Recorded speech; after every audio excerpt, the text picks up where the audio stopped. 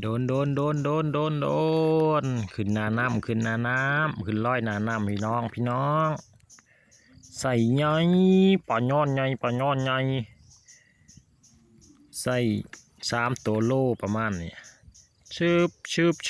บพูนใส่บิ๊กมันนี่ก็นำคล้องกันลงคือเก่ามันนี่ก็มันใส่ใหญ่เลยแต้มนี่ต้องหักเงียงคือเก่าสั้นอันตรายเงียงแหลม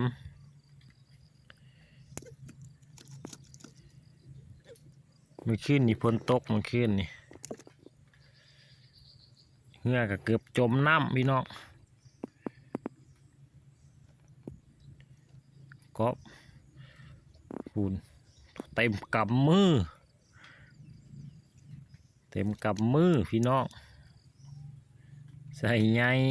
ปั่นย้อนใหญ่หลังเขียว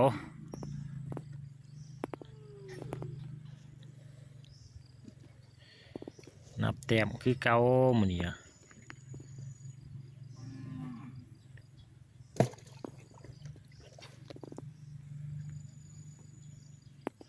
ลุ้นล้างต่อไป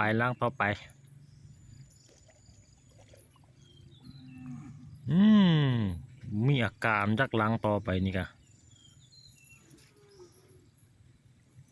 เบิ้งปลายไหมพี่น้องเบิ้งปลายไหมฮอดต้องใส่บิ๊กอ๋อทูเบิ้งปลายไหมพี่น้องคือสิตัวใหญ่คักตัวนี้คือสิตัวใหญ่คัก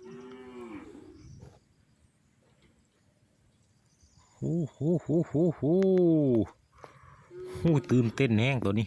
อ๋อตัวซ้ายตึงนักขนาดโอ้ยปลายังนี่แม่นอยู่ว่าปลาย้อนนะย้อนยักษ์ว่าจักย้อนใหญ่ว่าจักลุ้นอ๋อพี่น้องมันโมเมนปลาย้อนใหญ่พิษคิ้วแล้วต้องได้ใส่กระตอง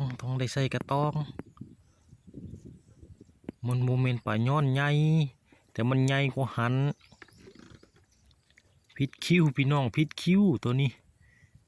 มาแนวใดนี่ใส่ยักษ์นี่ปลาสังงัวพี่น้องปลาสังงัว